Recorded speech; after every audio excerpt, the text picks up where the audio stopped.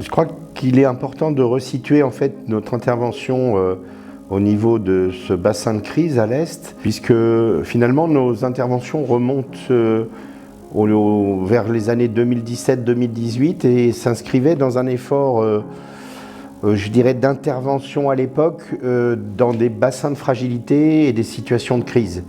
Il faut juste réaliser que l'AFD n'est pas un bailleur de l'urgence. On n'est pas une agence humanitaire, on est une agence de développement, une banque de développement.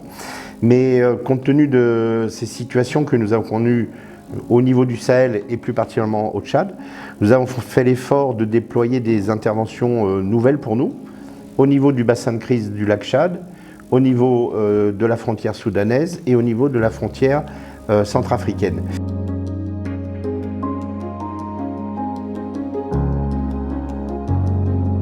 Mais nous avons besoin aussi que les acteurs du développement plus classiques viennent s'insérer dans une sorte de continuum pour permettre effectivement, et j'insiste là-dessus, éviter l'asymétrie entre des services qui seraient réservés à des réfugiés, alors que les populations hautes dans ces régions du Tchad déjà connaissent beaucoup de difficultés. Le projet Respect est un des 7 projets d'intervention de l'AFD dans ces 3 provinces, Silab, Ouaddaï et Wadi Fira, est mise en œuvre par un consortium d'ONG, IRC et Concern.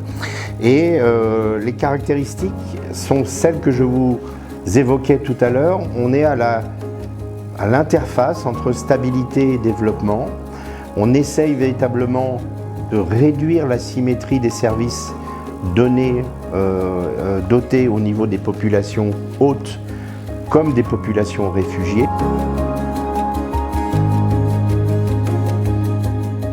Et donc l'idée, c'est de véritablement s'inscrire dans un continuum de développement par rapport à des besoins aujourd'hui plus tournés vers l'humanitaire.